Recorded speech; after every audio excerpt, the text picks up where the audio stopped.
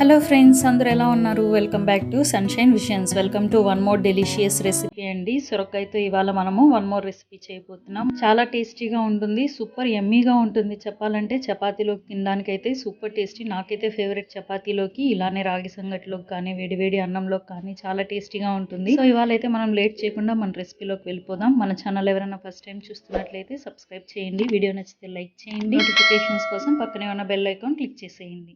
ముందుగా నేను ఈ సొరకాయ కూర కోసం పెద్ద సొరకాయ తీసుకున్నాను. పెద్ద సొరకాయని ఈ విధంగా హాఫ్ తీసుకొని చిన్న చిన్న ముక్కలుగా ఇలా కట్ చేసేసుకున్నాను అనమాట. కూరలోకి ఈ సైజు ఉంటే బాగుంటుంది ఇప్పుడు నేను చేసే ఈ కూరలోకి. సో ఈ విధంగా కట్ చేసి పెట్టేసుకోవాలి. ఇప్పుడు ఇందులో వాటర్ వేసి పక్కన పెట్టేసుకుంటాను, అంటే ఏదైనా జిగురు ఉంటే అది క్లీన్ అయిపోతుంది.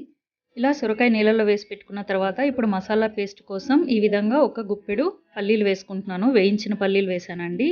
ఇందులో 1 టీ స్పూన్ పసుపు, 1/4 టీ స్పూన్ జీలకర్ర పొడి, 1 టేబుల్ స్పూన్ వరకు ఎండు కొబ్బరి వేసుకున్నాను. ఇప్పుడు ఇందులో 2 టీ స్పూన్ల కారం మీ టేస్ట్కి తగ్గట్టు అడ్జస్ట్ చేసుకోండి.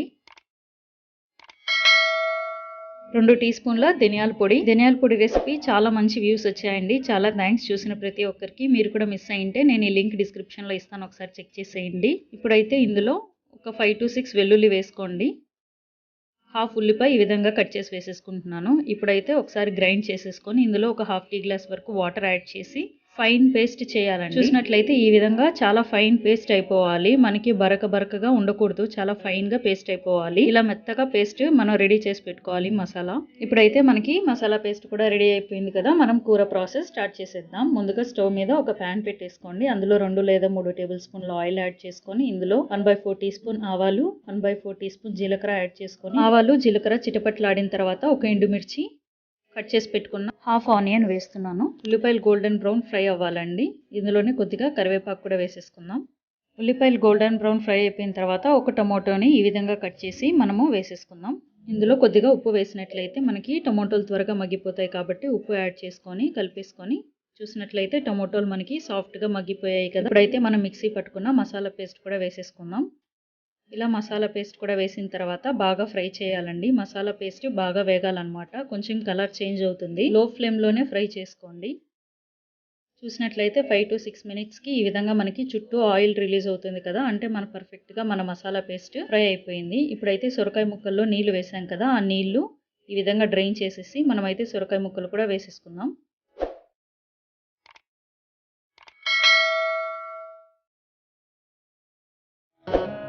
సొరకాయ ముక్కలన్నీ వేసి బాగా ఈ విధంగా కలిపేసుకోండి. మసాలా పేస్ట్లో మనం వేసుకున్న మసాలా పేస్ట్ మొత్తం ఈ విధంగా సొరకాయ ముక్కలకి పట్టేలాగా 2 నిమిషాలు ఈ విధంగా బాగా కలపండి. ఇప్పుడు మనము ఇందులో మిక్సీ పట్టేసుకున్న దాంట్లోనే నేను వాటర్ యాడ్ చేసుకుంటున్నాను, అంటే ఒక పెద్ద గ్లాస్తో 1 గ్లాస్ వాటర్ యాడ్ చేసుకుంటున్నాను. మనకి మళ్ళీ సొరకాయలో నుంచే వాటర్ వస్తుంది కాబట్టి 1 గ్లాస్ వాటర్ సరిపోతుంది. ఇప్పుడైతే హై ఫ్లేమ్ పెట్టుకున్నా కూడా మనకి సొరకాయ ముక్కలు ఉడికిపోతాయి. చూసినట్లయితే 5 మినిట్స్ హై ఫ్లేమ్లో ఉడికిన తర్వాత ఈ విధంగా అయ్యాయి అన్నమాట.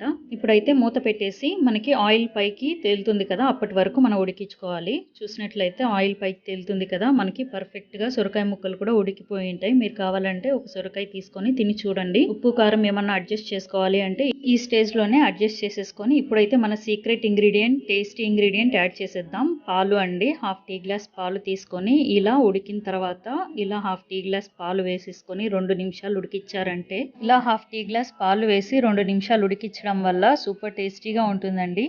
సో మీరైతే ట్రై చేయనట్లయితే ఈ విధంగా ఒకసారి ట్రై చేయండి. చూసినట్లయితే మనం పాలు వేసి కలిపి 2 నిమిషాలు ఉడికించిన తర్వాత ఈ విధంగా బబుల్స్ వస్తున్నాయి కదా, ఈ స్టేజ్ వరకు ఉడికించుకొని మనమైతే స్టవ్ ఆఫ్ చేసేసుకుందాం. మనకి పర్ఫెక్ట్గా మన సొరకాయ కూర అయితే రెడీ అయిపోయింది. ఇక మనం సర్వింగ్ చేసేసుకుందాం.